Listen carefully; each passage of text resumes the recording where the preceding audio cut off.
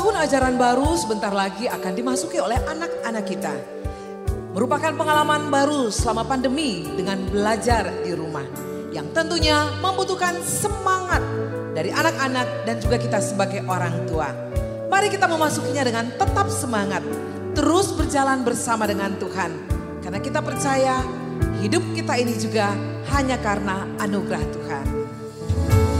Di setiap janjiku dan setiap doaku, juga langkah imanku, Tuhan bersamaku. Tiap gunung ku tempuh, harapanku pun teguh, rahmat Tuhan beserta untuk selamanya. Tuhan beri anugerahnya, Tuhan beri kuasanya. Kristuslah di dalamku, aku menang bersamanya.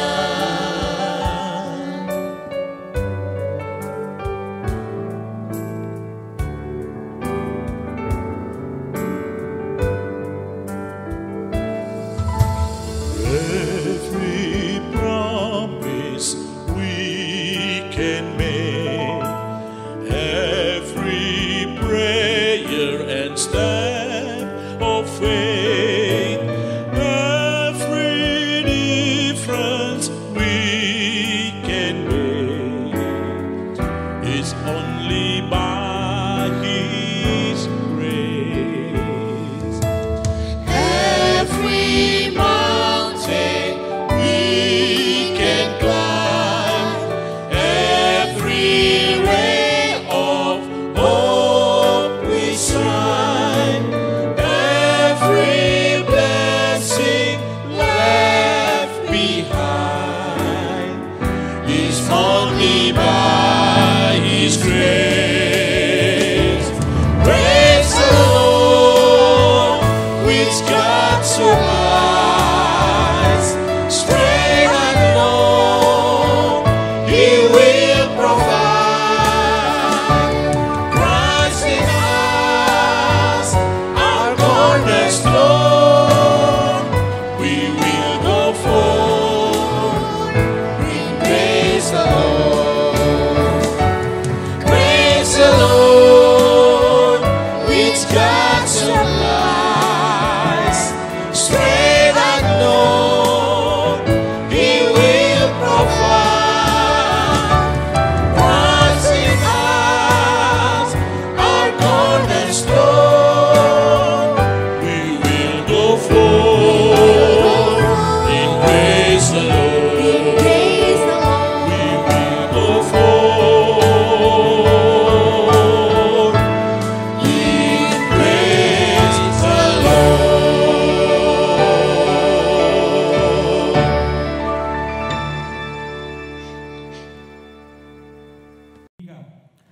Saudara-saudara, kita bersyukur kita sudah memasuki minggu kedua di bulan Juli ini, bulan yang ke-7. Dan selamat hari Minggu. Mari saudara, kita bersama-sama bangkit berdiri, kita menyembah Tuhan dengan hati penuh syukur, dengan sukacita. Dan kita landaskan setiap pujian kita, penyembahan kita pada satu pengakuan iman bahwa pertolongan kita adalah di dalam nama Tuhan yang menciptakan langit dan bumi. Biarlah kasih karunia dan damai sejahtera dari Allah Bapa dan dari Tuhan Yesus Kristus menyertai saudara sekalian. Amin. Mazmur 69 ayat 31 menyatakan, aku akan memuji-muji nama Allah dengan nyanyian, mengagungkan Dia dengan nyanyian syukur. Biarlah seperti pemazmur hendak memuji-muji Allah dengan nyanyian, pengaguan, dan ucapan syukur. Kita pun mari datang memuji Tuhan, hanya kepadanya saja kita menyembah. Ku datang memuji-Mu.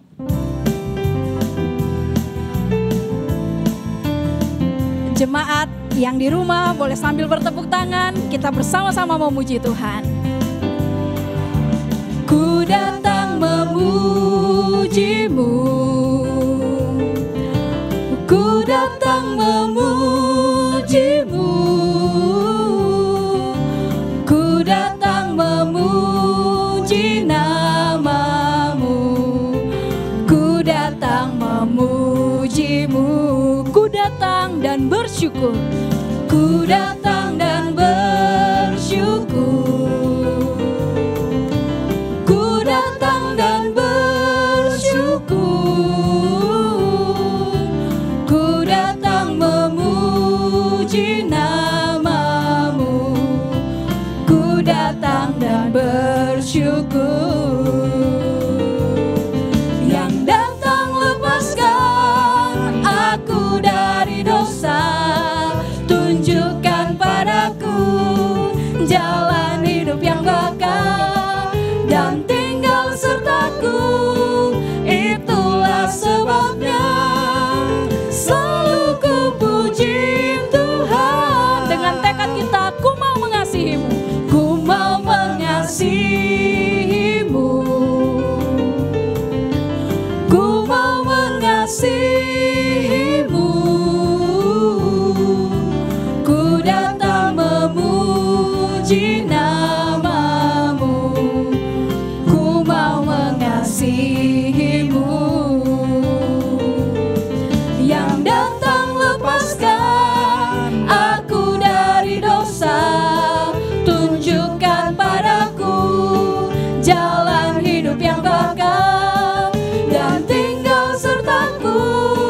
Itulah sebabnya selalu ku puji Tuhan, selalu ku puji Tuhan, selalu ku puji Tuhan. Dengan tekad kita selalu ku puji Tuhan. Mari kita berdoa. Tuhan, seperti pujian kami yang hendak datang memuji Engkau, biarlah Engkau yang pimpin seluruh keberadaan akan hidup kami.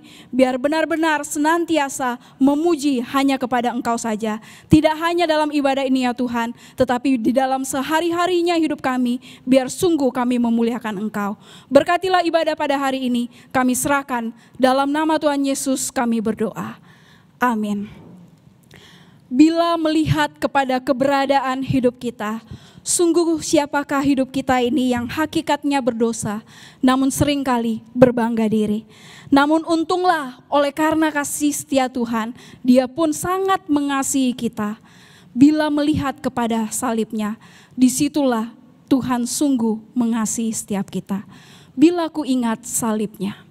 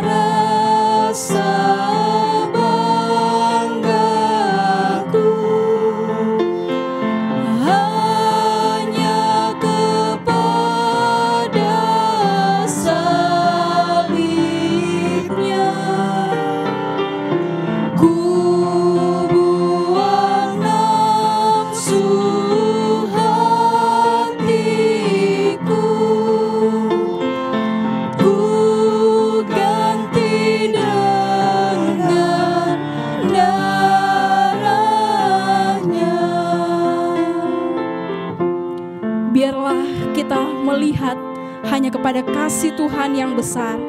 Dan biarlah kita berbalik untuk sungguh memberi hidup kita hanya bagi Tuhan. Seluruh tubuh Tuhanku tercurah kasih besarnya.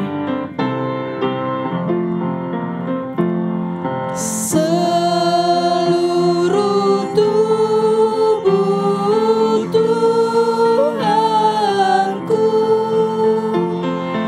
tercurah kasih besarnya.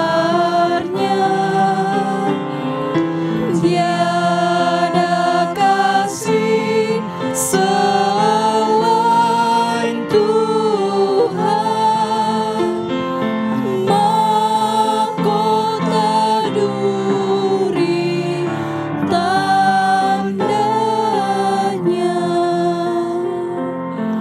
Roma 4 ayat yang ke-7 menyatakan, berbahagialah orang yang diampuni pelanggaran-pelanggarannya dan yang ditutupi dosa-dosanya.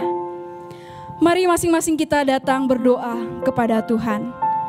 Tuhan sungguh mengenal akan keberadaan hidup kita yang sesungguhnya, yang berdosa. Namun sungguh Dia sangat mengasihi kita. Mari dengan sejujur-jujurnya kita datang kepada Tuhan, mengakui segala dosa dan pelanggaran kita, dan mohon kasih karunia-Nya untuk memampukan kita hidup di dalam Tuhan. Mari kita datang berdoa kepada Tuhan.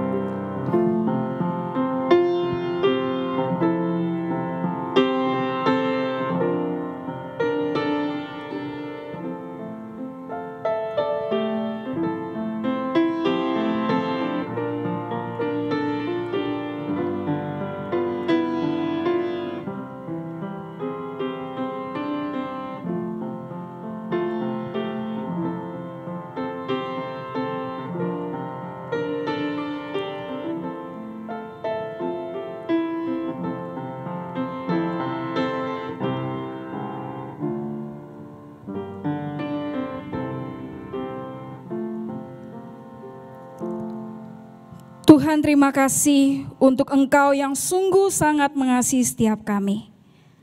Kami salah ya Tuhan ketika kami tidak dapat melihat diri kami yang sesungguhnya, yang pada hakikatnya berdosa ini. Tapi malah kami mendapati diri kami seringkali berbangga diri di hadapan-Mu. Mohon ampun ya Tuhan. Dan terima kasih untuk Engkau yang terus merangkul kami yang lemah ini. Tolong kami untuk terus hidup di dalam tuntunan jalan keselamatan yang Engkau sudah berikan. Kuduskanlah hidup kami untuk makin serupa seperti Engkau ya Tuhan. Dan biarlah Engkau mendapati kami pun boleh belajar taat dan setia hanya kepada Engkau saja, memuliakan Engkau. Inilah setiap kami. Dalam nama Tuhan Yesus kami berdoa. Amin. Mari dengan tetap bangkit berdiri kita bersama-sama mengikrarkan akan pengakuan iman rasuli. Bersama-sama kita ucapkan. Aku percaya kepada Allah, Bapa yang Maha Kuasa, Khalid langit dan bumi, dan kepada Yesus Kristus, anaknya yang tunggal Tuhan kita, yang dikandung dari Roh Kudus, lahir dari anak darah Maria, yang menderita sengsara di bawah pemerintahan Pontius Pilatus, disalibkan, mati dan dikuburkan, turun ke dalam kerajaan maut.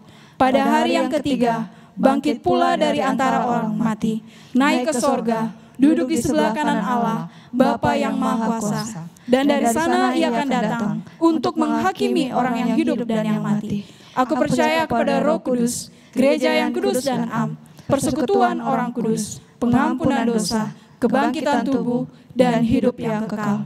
Amin. Silakan duduk kembali jemaat yang terkasih. Biarlah firman Tuhan yang semakin meneguhkan kita untuk semakin memuliakan Tuhan. Firman hidup.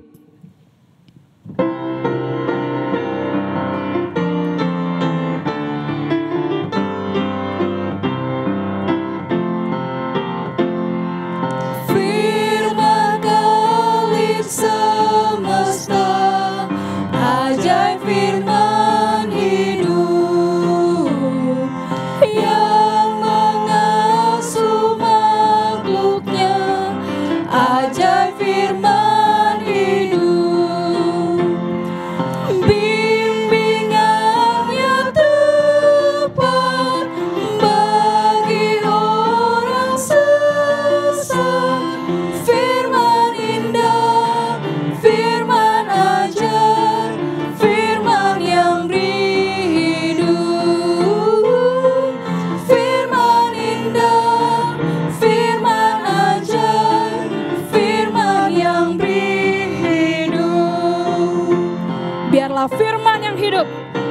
meneguhkan kita untuk hidup dalam Injil-Nya dan memberitakan akan Injil-Nya. Beritakanlah Injil-Nya. Beritakanlah Injil-Nya, ajar firman hidup yang beri damai sentosa, ajar firman hidup. Yesus Kristus Tuhan yang beri pengharapan, firman indah, firman ajaib, firman yang beri hidup, firman indah, firman ajaib, firman yang beri hidup.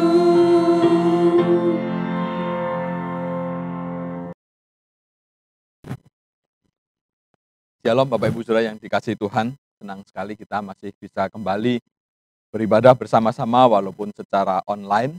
Tapi saya bersyukur karena di tengah-tengah pandemi yang ada, Tuhan tetap memelihara kita sampai hari ini. Mari sebelum kita bersama-sama mendengarkan firman Tuhan, kita berdoa bersama. Bapa yang di surga, kami datang ke hadapan hadirat-Mu, kami bersyukur, berterima kasih untuk berkat Tuhan, karena pada kesempatan ini Tuhan kami masih boleh datang untuk beribadah kepada Tuhan.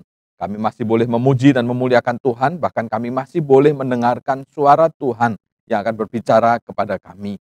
Tuhan, biarlah Tuhan tolong kami, supaya hari ini kami boleh memusatkan hati dan pikiran kami kepada Tuhan. Kami boleh membaca akan firman-Mu, dan kami boleh bersama-sama mendengarkan uraian firman-Mu, yang akan menolong kami menjalani hari-hari hidup kami bersama dengan Tuhan. Terima kasih buat berkat Tuhan, kami berdoa untuk hamba-Mu yang di depan, Tuhan urapi, pakai untuk menyampaikan kebenaran firman Tuhan. Berkati semua jemaat Tuhan, supaya kami semua juga boleh mengerti dan memahami kehendak-Mu dan melakukannya dalam kehidupan kami. Di dalam nama Tuhan Yesus kami sudah berdoa. Amin. Saudara yang dikasihi Tuhan, sudah hampir 4 bulan ini kita ada di dalam kondisi pandemi COVID-19. Pandemi ini menyebabkan banyak orang mengalami perubahan dalam kehidupannya. Ada kesulitan-kesulitan yang terjadi. Bisa kesulitan itu kadang kesulitan yang sederhana. Seperti misalnya sekarang kita kemana-mana harus pakai masker. Sekarang kita tidak bisa lagi berjabat tangan. Kita nggak bisa lagi cipika-cipiki. Kalau kita pergi keluar rumah, pulang harus segera cuci tangan, harus mandi. Sesuatu yang berubah. Tapi bukan hanya hal yang sederhana. Pandemi COVID ini juga menyebabkan beberapa hal yang menimbulkan kesulitan dalam kehidupan kita. Ada kesulitan ekonomi. Saya mendengar begitu banyak rekan-rekan yang bisnis, mereka mengalami kesulitan, bisnisnya mulai turun, income turun. Beberapa teman yang bekerja, gajinya ada yang sudah mulai dipotong 20%, bahkan ada yang sampai 40% mengalami pengurangan gaji. Bukan hanya itu saja, ada beberapa yang harus diberhentikan, dirumahkan, tidak bisa bekerja, income turun. Bukan hanya dari segi ekonomi, dalam kehidupan sehari-hari, mereka juga dikuasai oleh ketakutan, takut tertular penyakit. Bahkan ada yang sudah tertular, beberapa teman tertular dan sembuh. Tapi ada juga yang tertular sampai akhirnya harus meninggal.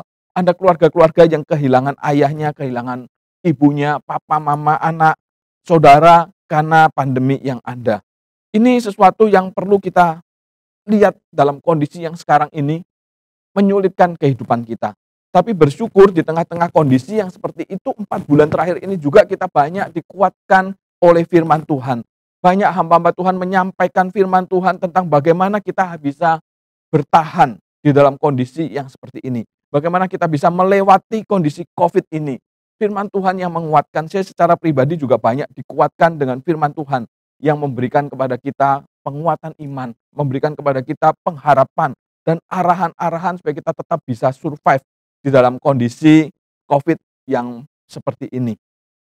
Ya memang itulah kondisi minimal yang perlu kita pertahankan saat ini. Di tengah krisis kita harus tetap bisa bertahan. Kita harus tetap bisa melewati krisis ini dan keluar dari krisis ini dengan tetap bisa mengalami kemenangan. Tapi Bapak Ibu Saudara yang dikasihi Tuhan, hari ini saya ingin mengajak kita membaca satu bagian firman Tuhan yang saya yakin bahwa bagian ini mengajarkan kepada kita bukan hanya di dalam krisis ini kita bisa bertahan, tetapi lebih dari itu di tengah-tengah krisis ini bagaimana Tuhan juga ingin kita untuk bisa tetap menjadi berkat. Mari kita bersama-sama membuka bagian firman Tuhan dari 1 Raja-Raja pasal yang ke-17, ayat yang ke-7 sampai ayat yang ke-16. 1 Raja-Raja pasal yang ke-17, ayat 7 sampai ayat yang ke-16. Saya akan bacakan untuk kita semua. Tetapi sesudah beberapa waktu sungai itu menjadi kering, sebab hujan tiada turun di negeri itu. Maka datanglah firman Tuhan kepada Elia.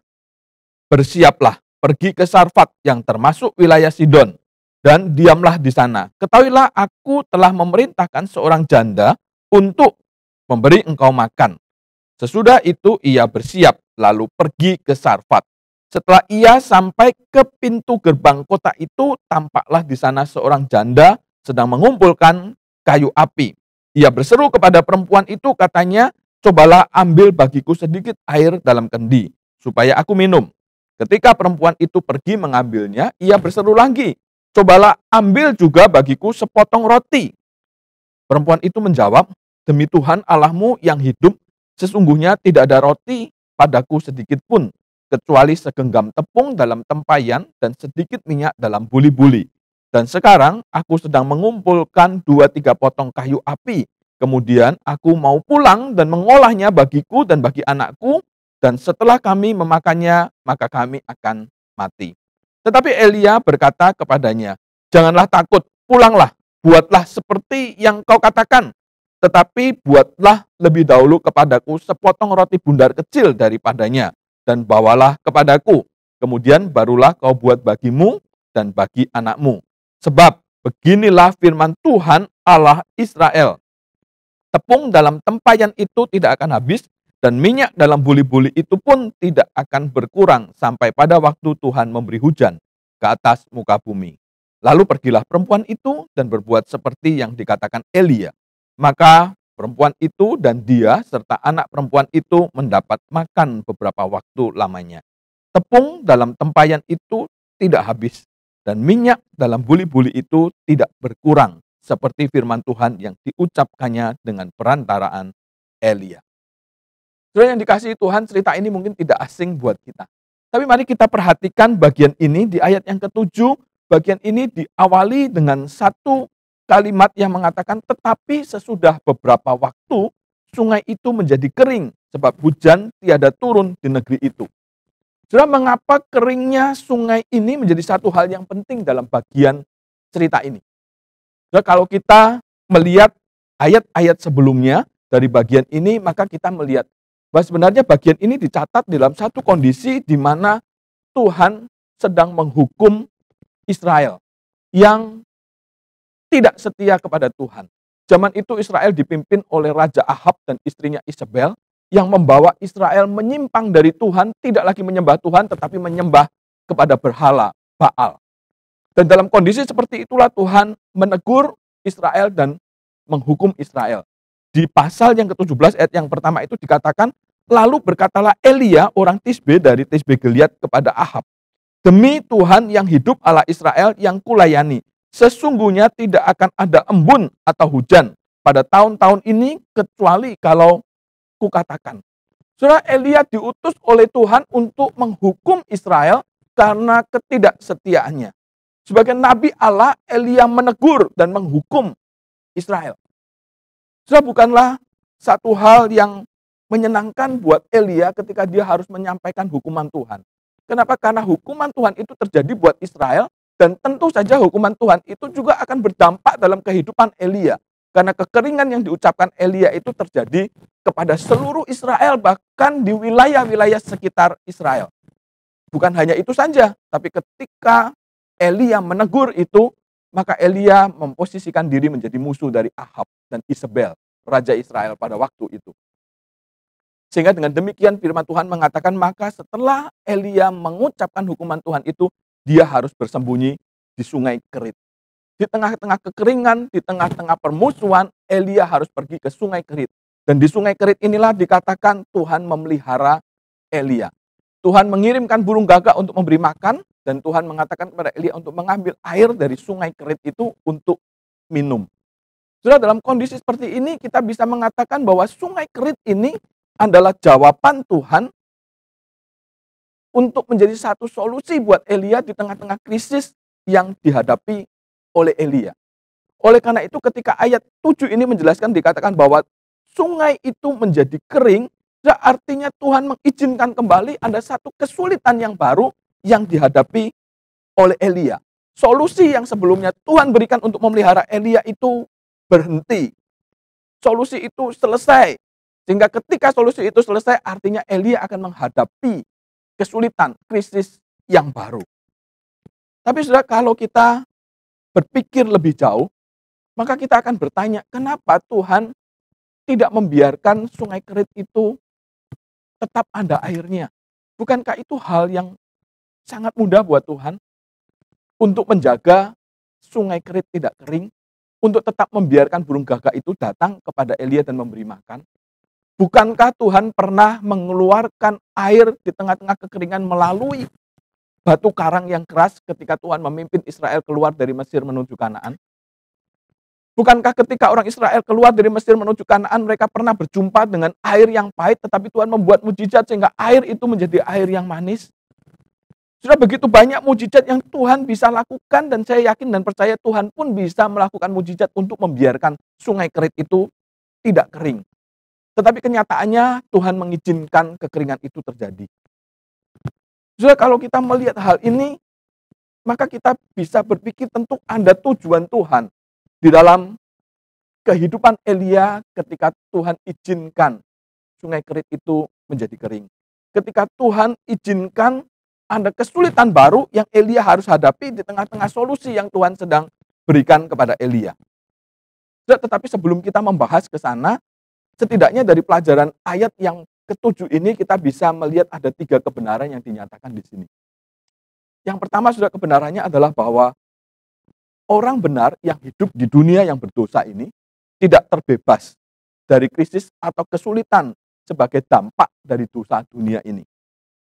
Artinya kalau kita hidup di dunia yang berdosa, maka ketika dunia ini mengalami hukuman Tuhan, maka kita ada di sini, kita pun bisa terdampak dari hukuman itu.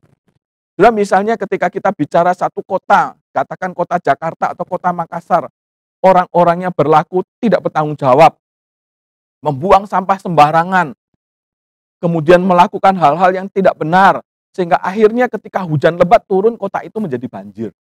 Orang benar yang tinggal di Makassar atau tinggal di Jakarta yang kondisinya seperti itu, apakah terbebas dari bencana banjir? Tidak, saudara, tetap akan mengalami bencana itu. Tidak mungkin tiba-tiba khusus rumahnya Pak Riko yang benar itu, Makassar banjir, rumahnya Pak Riko, kanan kiri banjir, rumahnya Pak Riko nggak banjir. Tidak mungkin itu terjadi. Karena itu kita ada hidup di sana. Nah, ini pelajaran yang perlu kita ambil. Oleh karena itu di tengah-tengah pandemi COVID yang seperti ini, pandemi ini juga pasti berdampak kepada kehidupan orang-orang yang percaya. Orang percaya tidak serta-merta terbebas dari pandemi COVID ini. Anda orang percaya yang mengalami dampak dari hal ekonomi. Anda orang percaya yang mengalami dampak bahkan sampai tertular COVID. Bahkan Anda yang sampai keluarganya meninggal atau dirinya meninggal. Sudah, itu menunjukkan satu pelajaran yang kita harus tahu, bahwa di tengah-tengah dunia yang berdosa, kita tidak bebas dari permasalahan, tidak bebas dari krisis. Tapi yang kedua, kebenaran yang kita lihat di sini adalah bahwa di tengah-tengah kesulitan yang ada itu, Tuhan sungguh sanggup bisa memelihara orang-orang pilihannya. Ketika orang-orang pilihannya itu tetap percaya kepada Tuhan. Memang dunia sekitarnya akan tetap ada kesulitan, bahkan orang percaya mengalami kesulitan. Tetapi Tuhan akan tetap memelihara. Ketika orang percaya itu taat kepada Tuhan. Itu yang terjadi pada Elia.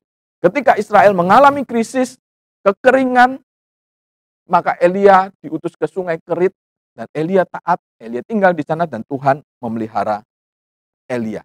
Maka perlindungan Tuhan, pemeliharaan Tuhan tetap nyata. Oleh karena itu di tengah-tengah pandemi COVID yang seperti ini, sudah, kita harus punya keyakinan juga bahwa Tuhan tetap akan memelihara, menjagai setiap kita.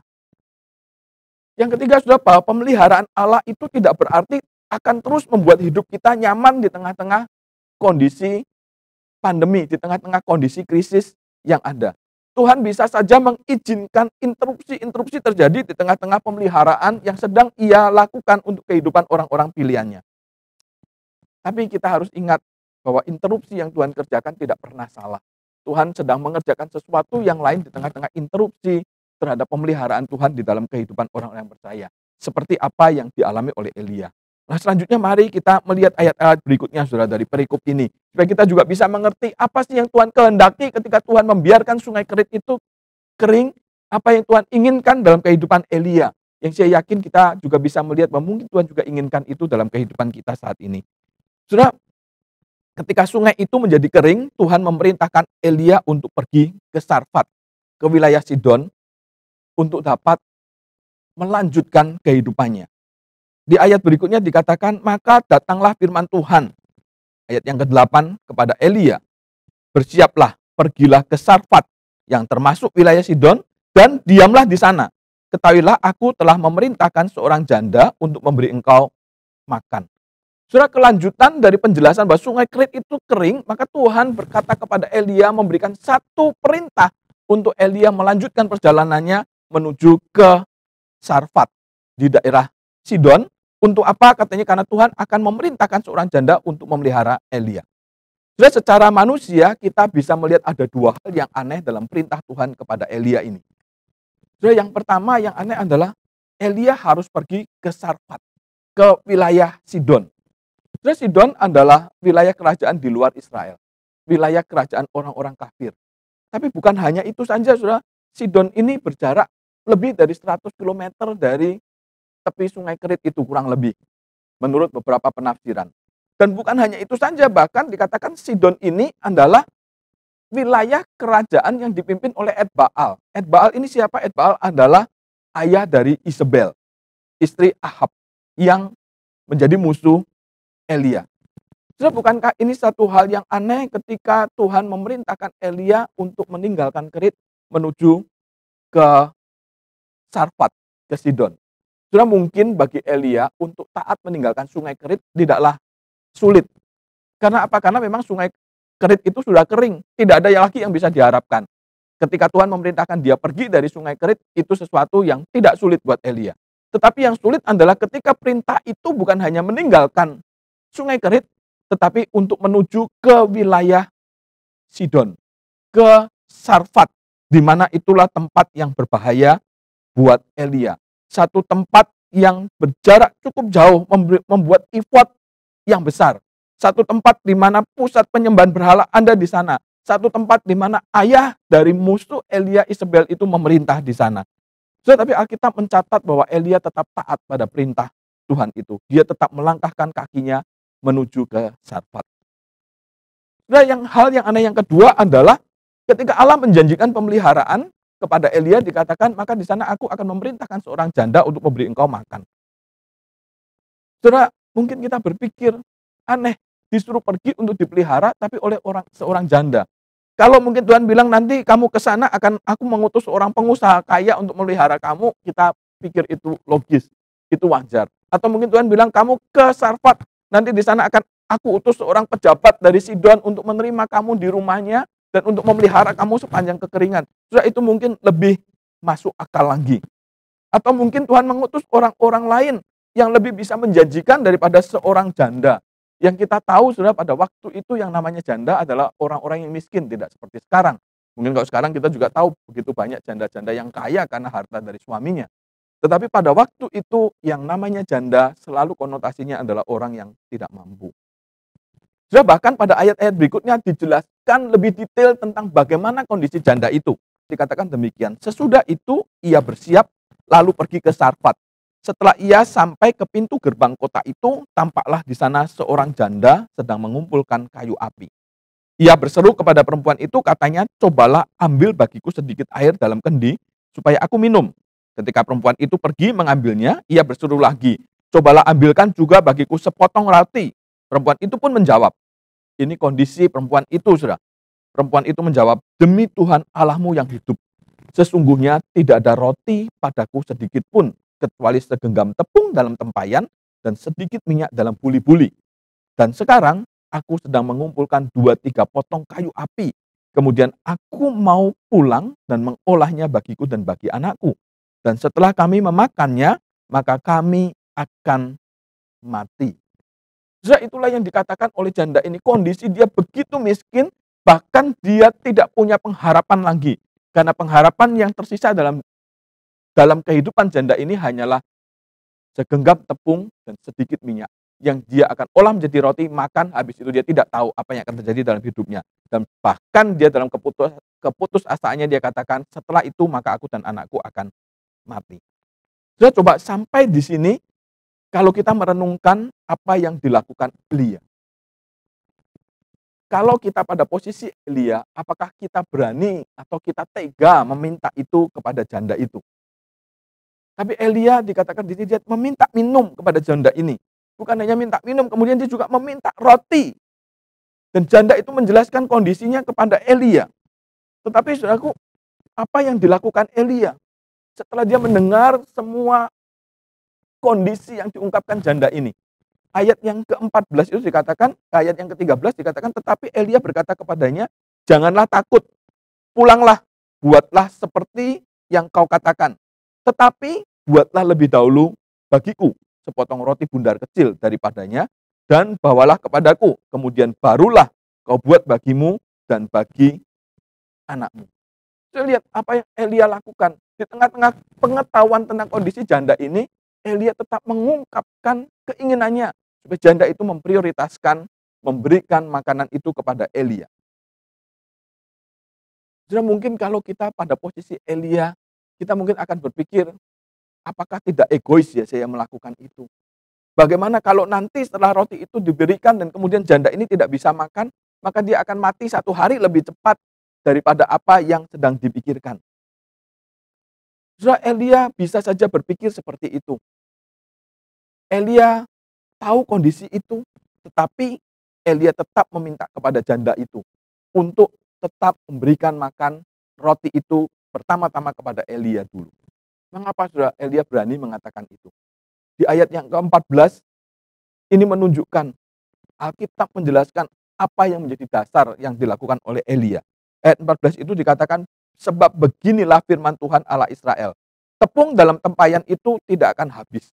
Dan minyak dalam buli-buli itu pun tidak akan berkurang sampai pada waktu Tuhan memberi hujan ke atas muka bumi. Apa yang dilakukan Elia terhadap janda Sarfat ini adalah sebuah ketaatan kepada firman Tuhan yang didasarkan pada imannya kepada Allah Israel. Ada satu tindakan iman yang dikerjakan Elia terhadap janda di Sarfat ini. Elia berani meminta bukan karena egois. Elia berani meminta walaupun dia tahu kondisi buruk dari janda itu bukan karena Elia mementingkan diri sendiri. Tetapi karena satu hal, yaitu Elia mentaati firman Tuhan. Dan di dalam firman Tuhan itu ada janji Tuhan yang merupakan berkat bukan hanya buat Elia, tetapi berkat buat janda di Sarfat itu. Dan kemudian Elia menyampaikan itu. Perhatikan hal ini, Elia mempercayai dan mentaati firman Tuhan. Daripada sekedar mentaati perhitungan matematis manusia. Yang mungkin bisa berpikir kalau dia minta dan ternyata Allah tidak menggenapi janjinya, maka apa yang terjadi dengan janda dan anaknya itu? Elia tidak memikirkan itu karena dia memahami, mengimani akan firman Tuhan dan melakukan tindakan iman itu. Terus selanjutnya ayat ini menjelaskan di ayat yang ke-15. Lalu pergilah perempuan itu dan berbuat seperti yang dikatakan Elia. Maka perempuan itu dan dia serta anak perempuan itu mendapat makan beberapa waktu lamanya. Sudah perhatikan yang ke-15 dikatakan, lalu pergilah perempuan itu dan berbuat seperti apa yang dikatakan Elia. Sudah menarik sekali, janda di Sarfat ini adalah orang kafir. Tetapi ketika Elia menyampaikan firman Tuhan, maka janda ini mempercayai firman Tuhan yang disampaikan oleh Elia. Ia melakukan apa yang Tuhan perintahkan melalui Elia. Dan kemudian janda ini pun akhirnya kalau kita melihat bagian selanjutnya ayat yang ke-16 dikatakan, tepung dalam tempayan itu tidak habis dan minyak dalam buli-buli itu tidak berkurang seperti firman Tuhan yang diucapkannya dengan perantaraan Elia. Sudah kita melihat di sini ketika janda ini mentaati firman Tuhan, maka ada satu berkat yang terjadi di dalam hidupnya dan ada satu berkat yang terjadi di dalam hidup Elia. Janda ini di tengah-tengah krisisnya dia mentaati firman Tuhan dan ketaatannya itu menjadi berkat bukan hanya untuk dirinya tapi menjadi berkat buat Elia. Jadi kita melihat di sini bagaimana ketaatan Elia dan ketaatan janda ini keduanya saling menjadi berkat di tengah-tengah pergumulan, di tengah-tengah krisis yang mereka masing-masing sedang alami. Jadi kalau kita menyelesaikan bagian ini, maka saya ingin kembali lagi mengatakan bahwa sungai Kerit itu dibiarkan kering oleh Tuhan. Karena ada satu tujuan yang Tuhan ingin kerjakan dalam diri Elia. Yaitu saudara yang pertama, dengan keringnya sungai Kerit itu, maka Elia harus mentaati perintah Tuhan. untuk pergi ke Sarfat. Dan ketika Elia pergi ke Sarfat inilah, maka dia mendapatkan pengalaman pengenalan akan pemeliharaan Tuhan yang baru melalui mujizat yang luar biasa ini. Kalau Elia tetap di Kerit dan sungai itu tetap mengalir, maka pemeliharaan Tuhan hanya satu sisi saja. Hanya satu jenis aja buat Elia. Tetapi ketika sungai Kerit itu kering, maka Elia pergi ke Sarfat. Elia bisa menyaksikan pemeliharaan Tuhan dari jenis yang lain. Ada satu mujizat yang lain yang Tuhan kerjakan di dalam diri Elia. Saudara, ini sesuatu yang besar dalam kehidupan Elia. Tapi bukan hanya itu saja. Ketika Tuhan mengeringkan sungai Kerit dan meminta Elia pergi ke Sarfat, maka Tuhan ingin menjadikan Elia menjadi saluran berkat bagi janda di Sarfat. Tuhan mengirim Elia ke Sarfat supaya hidup Elia itu menjadi berkat bagi janda di Sarfat yang sudah tidak punya pengharapan lagi. Kehadiran Elia ke Sarfat membuat janda di Sarfat dan anaknya itu mendapat pengharapan dari Tuhan, mendapatkan berkat kehidupan dari Tuhan yang seharusnya dia sudah mati, tapi hidupnya berlangsung terus sampai Tuhan mengirimkan hujan ke muka bumi. Tapi semuanya itu hanya bisa terjadi dan terrealisasi ketika Elia mentaati firman Tuhan. Ketika Elia tidak bersungut-sungut ketika sungai Kerit itu kering, tetapi ketika Elia mempercayai Tuhan dan mentaati Tuhan, dia pergi dari sungai Kerit menuju ke Sarfat. Ketaatan Elia ini menjadi berkat bagi janda ini dan bagi anaknya, sehingga hidupnya sudah tidak berpengharapan mendapat pengharapan baru.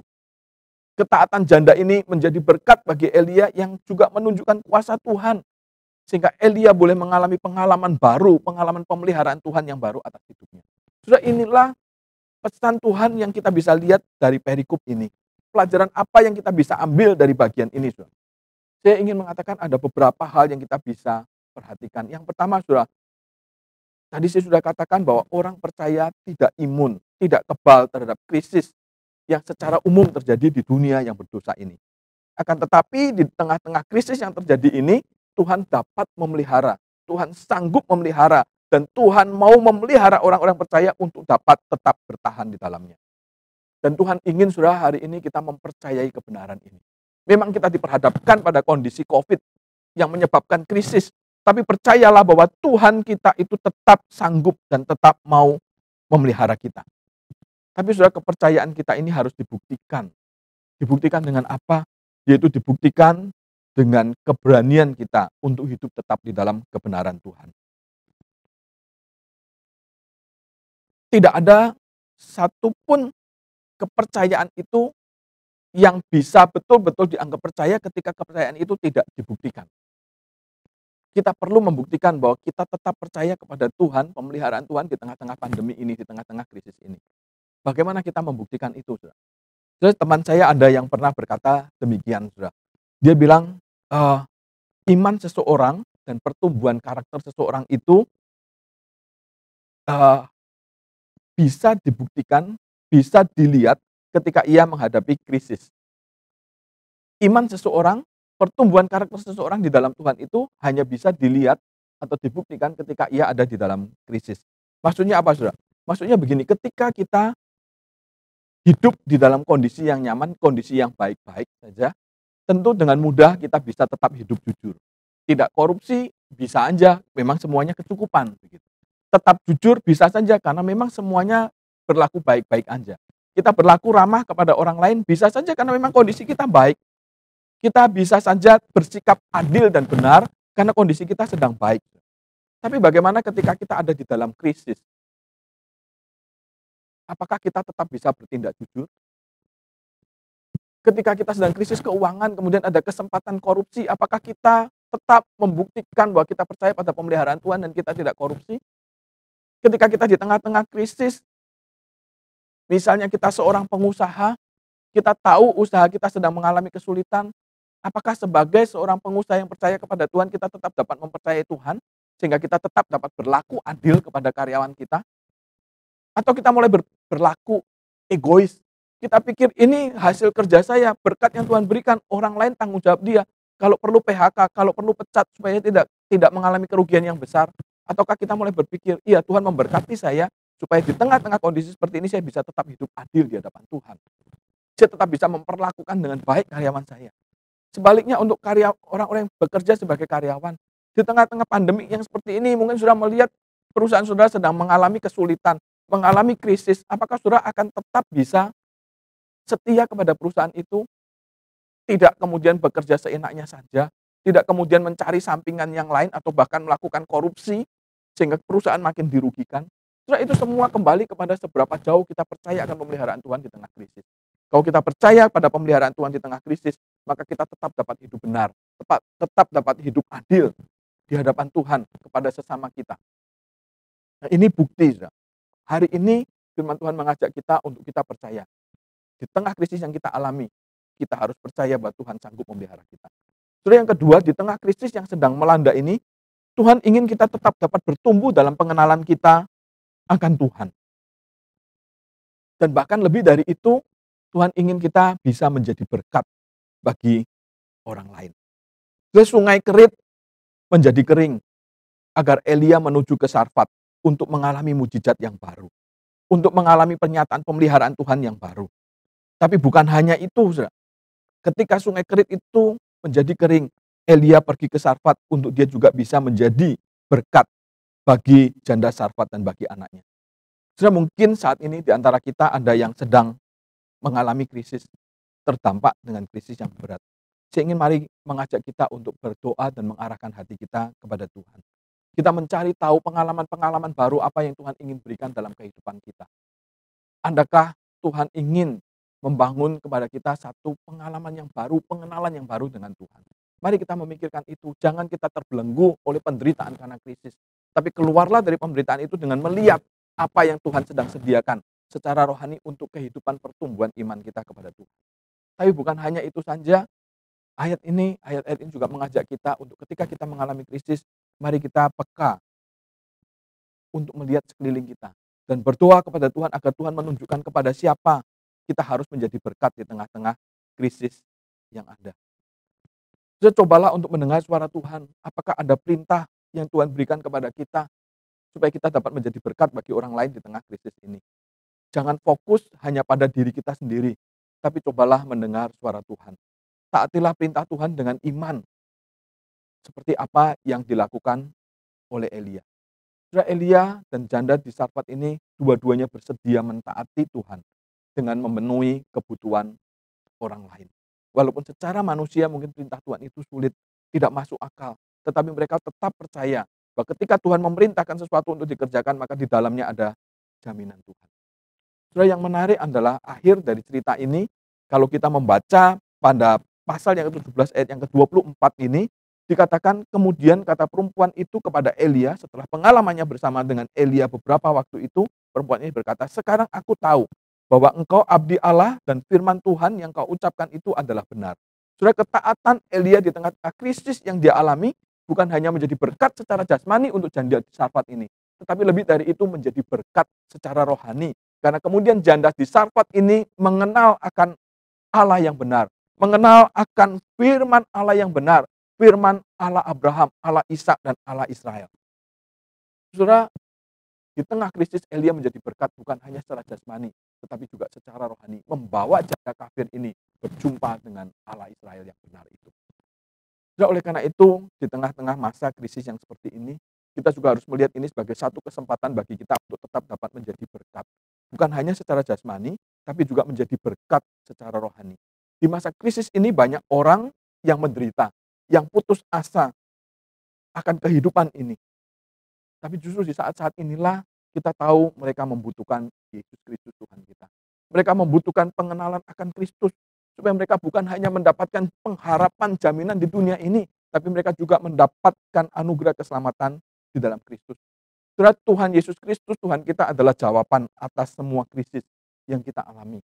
Oleh karena itu, tugas kita sekarang di tengah-tengah krisis, bagaimana kita tetap dapat menjadi berkat, baik jasmani maupun rohani. Saudara, Tuhan Yesus, Tuhan kita rela mati di atas kayu salib untuk manusia berdosa. Kematiannya menjadi berkat penebusan bagi kita dari dosa-dosa kita. Kebangkitannya memberikan kita jaminan kemenangan atas setiap krisis yang kita hadapi. Apakah kita sudah mengalami hal ini, saudara? Kalau kita belum, maka hari ini di tengah-tengah krisis saya ingin menawarkan kepada saudara bahwa ada Yesus Kristus yang sanggup menolong saudara keluar dari krisis ini. Bukan hanya secara jasmani, tapi juga memberikan anugerah keselamatan kepada saudara. Saat ini waktunya Anda untuk menerima Yesus. Tapi kalau saudara katakan, saya sudah menjadi orang percaya, saya sudah percaya Yesus. Maka hari ini menjadi satu hari di mana Tuhan menantang saudara untuk menjadi berkat. Untuk saudara tidak lagi menjadi orang Kristen yang memikirkan diri sendiri. Tapi bagaimana saudara bertanya kepada Tuhan, Tuhan di tengah-tengah krisis ini pengalaman baru apa yang Tuhan ingin berikan kepada saya. Di tengah-tengah krisis ini apa yang Tuhan inginkan untuk saya kerjakan kepada orang lain. Supaya orang lain diberkati. Dan di tengah-tengah krisis ini kepada siapa Tuhan saya harus memberitakan Injil-Mu. Sehingga orang lain diberkati bukan hanya oleh berkat jasmani yang saya berikan. Tetapi juga oleh berkat rohani karena saya memberitakan Injil Kristus kepada mereka. Saudara, biarlah di tengah krisis kita tidak terpuruk. Kita bukan hanya juga bertahan saja, tapi lebih dari itu kita dapat menjadi berkat bagi orang lain. Mari kita berdoa. Bapa di surga, kami bersyukur buat berkat firman yang Tuhan berikan bagi kami. Tuhan, kami rindu kehidupan kami boleh terus terkait kepada Tuhan. Kalau hari ini ada anak-anak-Mu, jemaat yang saat ini mengalami krisis, Tuhan, kami berdoa kalau mereka belum berjumpa dengan Tuhan, biar Tuhan melawat mereka. Tuhan menolong mereka untuk berjumpa dengan Tuhan, sehingga mereka boleh mendapatkan pengharapan baru, solusi baru dari Tuhan, bukan hanya untuk kehidupan menghadapi krisis di muka bumi ini, tapi bahkan juga untuk mendapatkan anugerah keselamatan yang kekal. Tuhan, kami juga berdoa untuk setiap kami yang sudah percaya kepada Tuhan, biarlah firman-Mu, Tuhan, hari ini mendorong kami, untuk kami boleh terus bertumbuh di dalam Tuhan di tengah-tengah krisis yang ada, dan kami juga boleh terus bertumbuh untuk dapat menjadi berkat bagi orang-orang di sekeliling kami. Tuhan, beri kami kepekaan akan pimpinan-Mu, kepada siapa kami harus menjadi berkat, kepada siapa kami harus memberitakan Injil-Mu di tengah-tengah kondisi pandemi, kondisi krisis yang ada saat ini. Ya Tuhan, tolonglah setiap kami, untuk kami boleh dengar-dengaran akan firman-Mu, dan tolonglah kami, beri kami kekuatan oleh Roh Kudus-Mu, untuk kami dapat mengerjakan akan kebenaran-Mu, akan perintah-Mu dalam kehidupan kami. Terima kasih Tuhan, berkati seluruh jemaat GKY Makassar, berkati seluruh hamba Tuhan, untuk di tengah-tengah krisis yang ada, mereka boleh bertahan, bahkan mereka boleh menjadi berkat untuk lingkungan Makassar, untuk orang-orang yang Tuhan tempatkan di sekeliling mereka. Terima kasih Tuhan, di dalam nama Tuhan Yesus kami sudah berdoa. Amin. Saudara-saudara, kita bersyukur untuk kebenaran firman Tuhan yang telah disampaikan oleh hambanya. Pak Handoyo Sia adalah koordinator pusat dari sekolah IPK, Iman Pengharapan Kasih. Terima kasih untuk Pak Handoyo. Dan terima kasih juga untuk keluarga Aritonang Papilaya, Pak Davidson, Ibu Steny yang telah menyajikan satu persembahan pujian tadi waktu di prelude, dan nanti saudara bisa tetap menyaksikan di postlude. Terima kasih untuk itu, walaupun di tengah-tengah masa cuti liburan mereka tetap mengingat Makassar dan memberikan persembahan yang indah untuk kita semua, untuk Tuhan. Dan saudara-saudara, di minggu yang akan datang juga tanggal 19 Juli di minggu ketiga, khusus di GKY Palopo akan mulai masa transisi menuju new normal. Sehingga selama ini saudara kalau ibadah juga lewat streaming di Palopo bersama-sama dengan GKY Makassar, maka mulai tanggal 19 selain streaming juga ada ibadah yang di gedung gereja. Namun saudara-saudara, hanya 40 orang saja yang bisa ditampung dalam kapasitas ibadah konvensional ini karena aturan, karena protokol kesehatan. Jadi kami sangat menghargai jika saudara-saudara yang senior, yang lansia, atau jika saudara memilih untuk tetap ibadah mengikuti dengan streaming, dengan online, terima kasih untuk itu. Tapi juga jika saudara akan ambil bagian di gedung gereja GKY Palopo ibadah di minggu depan, tolong saudara memperhatikan seluruh protokol yang ada. Bawa masker dari rumah dan cuci tangan dan seterusnya. Duduklah di tempat yang telah diberikan, disediakan. Dan sekali lagi, walaupun Pak Iwan, Gembala GKY Palopo sudah memberikan warta lewat WhatsApp ke masing-masing saudara, saudara tolonglah supaya mengikuti aturan yang ada. Saudara bisa menyampaikan terlebih dahulu kepada Pak Iwan jika saudara ingin ikut serta dalam ibadah konvensional ini. Bagaimana dengan GKY Makassar? GKY Palopo diizinkan bersama-sama dengan GKY Bengkulu oleh Sinode untuk kembali membuka pintu gedung gerejanya untuk ibadah konvensional karena ada di zona hijau, saudara. Cuma single digit pasien COVID di daerah itu, di Palopo dan di Bengkulu. Sementara di Makassar kita belum mulai ibadah konvensional tanggal 19 Juli. Jakarta dan sekitarnya rencana tanggal 9 Agustus, tapi kita tetap di Makassar belum mulai tanggal 9 Agustus. Kapan, saudara? Kita belum tahu, kita doa supaya Tuhan yang tolong, Tuhan yang memberikan satu kesempatan bagi kita dan juga mereda situasi penderita COVID di kota kita tercinta di Makassar ini. Sebelum lebih lanjut, saudara, supaya baik yang di Palopo maupun di Makassar juga boleh tahu seperti apa situasi ibadah di masa transisi, di ibadah yang konvensional atau reopening atau pembukaan kembali atau apapun namanya. Mari kita saksikan video dari Pak Iwan sejenak ini, saudara. Mari kita ikuti.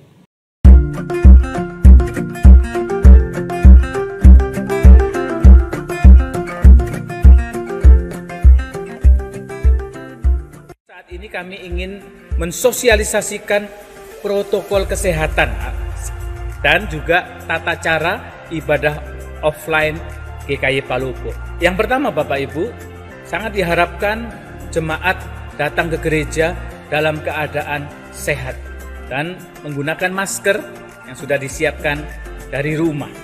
Yang kedua, begitu Bapak Ibu Saudara tiba di gereja, akan diperiksa, akan diukur suhu badan Bapak Ibu Saudara. Jika suhu badan Bapak Ibu Saudara mencapai 37,5 derajat Celcius dan sudah diulang 2 kali dalam jarak 5 menit, masih 37,5 ke atas, mohon maaf Bapak Ibu Saudara belum diperkenankan mengikuti ibadah di gereja.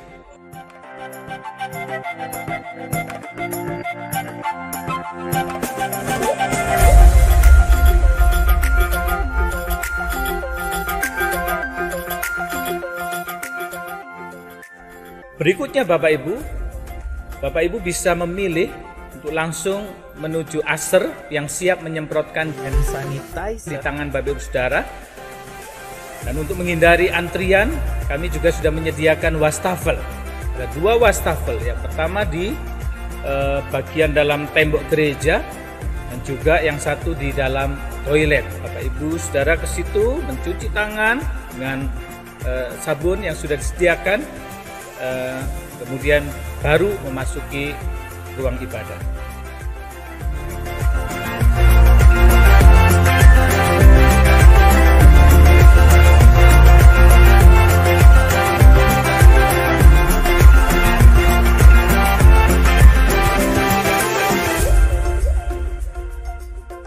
Berikutnya Bapak Ibu, sesudah di dalam gereja, Bapak Ibu bisa memilih tempat duduk berjarak ya, di tempat-tempat yang sudah ditandai. Dan diharapkan selama ibadah berlangsung menghindari kontak atau sentuhan fisik dengan jemaat yang lain.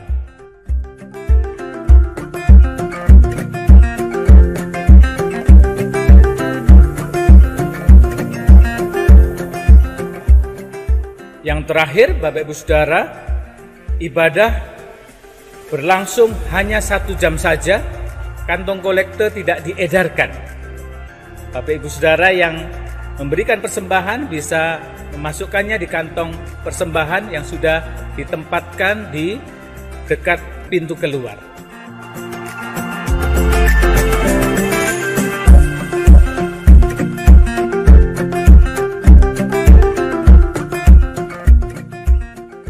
Demikian protokol kesehatan dan tata cara ibadah offline GKY Palopo ini disampaikan. Tuhan memberkati. Nah, saudara-saudara, kita sudah menyaksikan itu, biarlah juga sekelumit semua yang di Makassar bisa ambil bagian dan ikut serta mengetahui seperti apa ibadah di masa new normal nanti. Saudara, kebaktian doa kami tetap mengajak saudara untuk ikut serta selain renungan setiap pagi yang saudara dapat dari tim Rohaniwan GKI Makassar, GKI Palupo, tapi juga saudara-saudara tiap Rabu malam kita ambil waktu untuk bukan juga menonton, tapi kita dengan hati yang kita persembahkan kepada Tuhan berdoa bersama-sama. Tanpa doa semua ini saudara tidak ada topangan rohani, jadi kegiatan belaka. Oleh karena itu saya ajak saudara jam 7, setengah 8 ambil bagianlah. MP3, MP4 videonya dibagikan lewat para pemerhati. Dan di Warta Minggu ini sudah disisipkan kriteria dan prosedur untuk calon pengurus yang baru. Apa maksudnya, apa tujuannya buat kita semua? Saudara, doakanlah mereka yang diangkat kembali untuk menjadi pengurus, dan secara khusus kita doakan tim Redeemer Community atau Redeemer Service ini, saudara, supaya teman-teman yang baru dalam pelayanan di satu ibadah untuk penjangkauan orang muda, orang dewasa boleh diurapi Tuhan dalam berkat Tuhan. Doakan untuk rekan-rekan. Saudara, Rabu tanggal 22 Juli ada tanya jawab kitab Roma kembali. Dan dari saya itu merupakan tanya jawab yang terakhir, saudara. Dan saudara, kali ini bukan cuma kitab Roma. Saudara boleh bertanya tentang apa saja isi Alkitab. Bahkan Guru Injil Lestari menitip pesan, saudara boleh tanya apa saja tentang Pendeta Rikotan dan keluarga, katanya saudara ya. Jadi saudara bisa nanti menyampaikan pertanyaan paling lambat 19 Juli, berarti minggu depan di hari Minggu. Dan saudara tinggal tindis atau tinggal klik di bit.ly GKY Talk yang akan dibagikan kepada saudara. Silahkan apa saja, tapi waktu tanya jawab kita cuma 1 jam. Nah, persembahan kita saudara nanti bisa memberikan lewat OVO, lewat Dana, lewat BCA, ke nomor rekening yang ada atau barcode untuk GKI Makassar. Ruang tolong menolong, saudara yang mau ambil bagian masih tetap bisa mendaftar kepada Guru Injil Sadrah, dan kali ini juga masih dibagikan lewat Warta. Terakhir, saudara, sekolah IPK telah membuka pendaftaran dan masih tersedia kesempatan bagi saudara untuk TK, SD, dan SMP. Kapan SMA, saudara? Kita harap bersabar, tahun ajaran yang akan datang di tahun 2021, 2022 atau mungkin 2022-2023, saudara, yang kemudian baru dimulai SMA IPK ini, saudara ya. Mari kita saksikan sebentar satu semangat, satu dorongan dari koordinator pusat IPK supaya orang tua juga bisa semangat lagi memasuki tahun ajaran baru mulai tanggal 13 Juli kalau saya tidak salah, dan nanti kita berdoa untuk itu. Dan juga kita doakan untuk pembangunan gedung yang planningnya atau gambar-gambarnya dimulai dari Oktober tahun ini. Mari saksikan sebentar video berikut dari Pak Handoyo.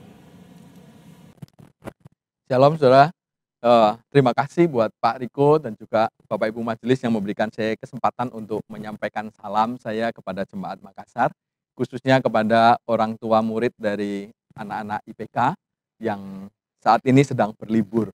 Bapak Ibu, saya ingin mengingatkan kepada kita semua bahwa beberapa waktu lagi, minggu-minggu depan, anak-anak akan kembali memasuki tahun ajaran yang baru. Tapi kita masih ada dalam kondisi pandemi COVID, sehingga anak-anak masih tetap harus belajar dari rumah. Nah, dalam kesempatan ini saya ingin memohon dukungan dari Bapak Ibu orang tua murid IPK sekalian, dan juga mungkin kepada Bapak Ibu yang lain, ketika nanti anak-anak melanjutkan belajar di rumah, mereka sangat membutuhkan support dari Bapak Ibu sebagai orang tua untuk mendukung mereka, mendampingi mereka, sehingga proses pembelajaran yang dilakukan secara online dapat tetap berjalan dengan baik. Biarlah kita sebagai orang tua terus memberikan semangat supaya walaupun sulit, anak-anak tetap mau belajar. Dan kita juga doakan untuk para guru yang tentunya tidak mudah mengajar secara online. Saya berharap kita sebagai orang tua juga mengingat rekan-rekan guru dan mendoakan mereka. Ya Bapak Ibu, satu lagi saya juga ingin menyampaikan bahwa kita bersyukur Tuhan sudah memberikan tanah di Makassar ini untuk membangun SMA IPK Makassar. Ya, kami mendoakan supaya tahun depan 21-22 kami mulai bisa merencanakan dan membangun SMA. Dan tahun 2022 kita sangat berharap IPK sudah bisa membuka SMA untuk anak-anak kita di Makassar ini. Tapi kami menyadari bahwa ini bukan pekerjaan kecil, pekerjaan besar yang sulit, apalagi di masa-masa pandemi yang seperti ini, yang kondisi keuangan juga tidak terlalu baik. Oleh karena itu saya mengharapkan dukungan dari jemaat GKY Makassar, khususnya juga orang tua murid IPK. Mari kita berdoa supaya Tuhan terus menolong, memberikan kekuatan bagi yayasan IPK, bagi operasional, untuk dapat mempersiapkan pembangunan dengan baik, sehingga nanti pada waktunya yang Tuhan sudah tentukan, mungkin tahun 2022, kita sudah bisa memiliki SMA di IPK Makassar ini. Ya, sekali lagi, tolong dukung kami dalam doa. Dan saya percaya Tuhan akan menolong ketika kita berdoa.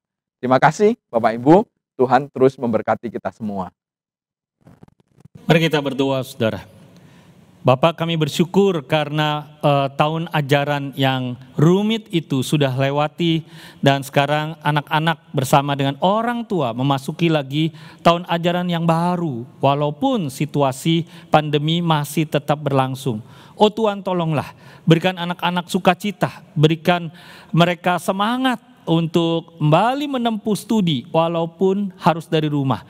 Tolong juga para orang tua atau pengasuh yang mendampingi anak-anak, Tuhan berikanlah kesabaran lebih, dan Tuhan memampukan supaya tetap yang terbaik bisa membentuk anak-anak kami, dan hubungan antara orang tua dengan anak-anak makin erat lewat pelajaran-pelajaran, lewat belajar bersama dengan guru dan orang tua di tahun ajaran baru ini, tahun 2020-2021. Tuhan, kami berdoa supaya situasi pandemi ini cepatlah berlalu.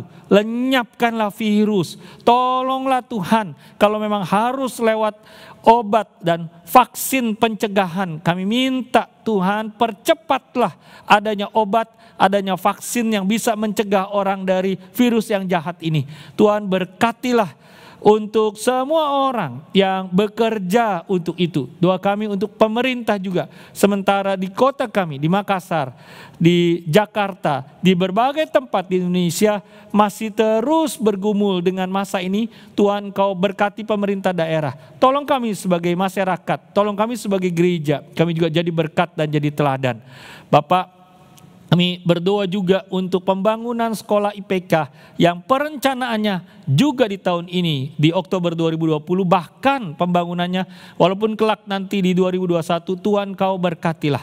Kami nantikan pertolongan Tuhan. Sekolah ini dibuat bukan cuma supaya orang-orang terdidik yang kemudian muncul, the bright generation, tapi mereka yang hatinya takut Tuhan. Karena itu semua perangkatnya, pembangunan fisik, juga persiapan guru-guru, semua yang ada di dalamnya Tuhan sertai, Tuhan berkati. Biaya juga Tuhan cukupkan, dan Engkau sediakan generasi untuk dibentuk oleh Tuhan lewat sekolah ini. Terima kasih Tuhan. Sebentar kami berikan persembahan, Tuhan juga yang akan menguduskan setiap tangan dan hati yang memberikan terbaik bagi Tuhan. Dalam nama Tuhan Yesus kami berdoa. Amin. Bersyukur atas firman Tuhan, bersyukur untuk penebusan Tuhan. Mari kita hidup hanya bagi Tuhan saja. Ku bersyukur ya tebusku, sambil kita memberikan persembahan kita di hadapan Tuhan.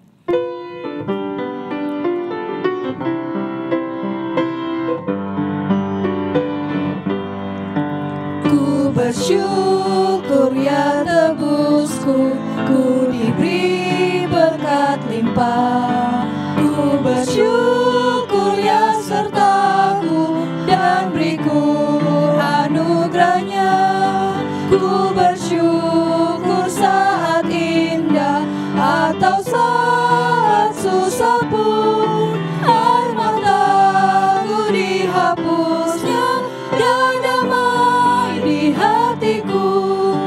Ku bersyukur ya dengarku, meskipun tak terkabul. Waktu badai menerpaku, anugerahnya melimpah. Meski susah atau duka, ya beriku penghiburan. Rahmatnya selalu sertaku, kasihnya iringiku. Meski suka ataupun duka, biarlah penyertaan Tuhan yang cukup untuk setiap kita. Ku bersyukur bunga mawar meskipun ia berduri. Ku bersyukur diberkati, pengharapanku diberi. Ku bersyukur senang susah, damai di hatiku. Ia berikan pengharapannya, ku bersyukur selamanya. Mari kita berdoa. Tuhan, kami bersyukur untuk firman-Mu yang boleh kami dengarkan pada saat ini. Dan kami meresponi firman yang sudah kami dengarkan pada pagi hari ini dengan memberikan persembahan kami kepada Tuhan. Tuhan, terimalah setiap persembahan yang sudah kami berikan ini dan biarlah Engkau memberkati persembahan ini untuk melakukan pelayanan-pelayanan yang Tuhan kehendaki untuk kami kerjakan melalui konteks gereja kami di tempat ini. Dalam nama Tuhan kami Yesus Kristus, kami sudah berdoa. Amin. Segala kemuliaan hanya bagi Tuhan. Doksologi.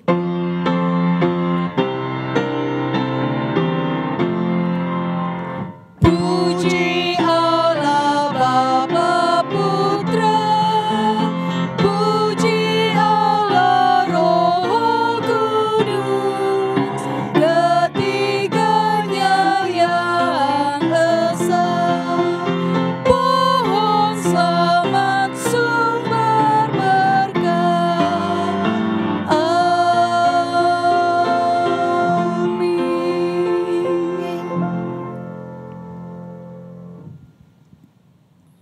Saudara, mari sekarang kita menerima berkat Tuhan. Arahkanlah hati saudara dan angkatlah kehidupan saudara untuk terus menjadi saksinya dimanapun saudara berada. Terimalah berkat Tuhan.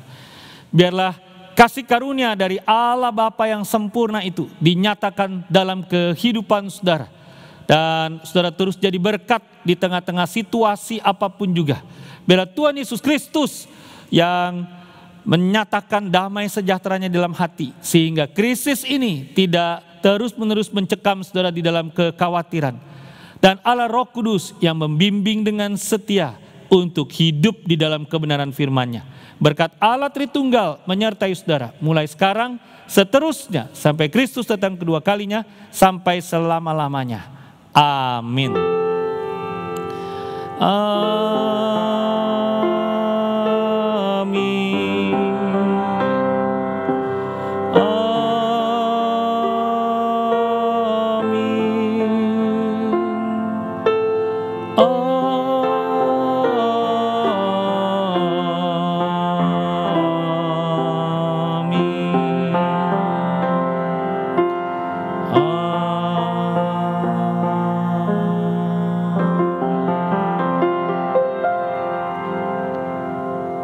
Amin.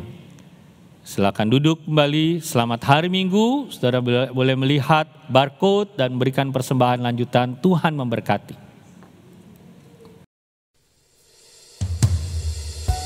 Tahun ajaran baru sebentar lagi akan dimasuki oleh anak-anak kita. Merupakan pengalaman baru selama pandemi dengan belajar di rumah. Yang tentunya membutuhkan semangat dari anak-anak dan juga kita sebagai orang tua. Mari kita memasukinya dengan tetap semangat, terus berjalan bersama dengan Tuhan. Karena kita percaya hidup kita ini juga hanya karena anugerah Tuhan. Di setiap janji-Mu dan setiap doaku, juga Engkau imanku. Tuhan bersamaku. Tiap gunung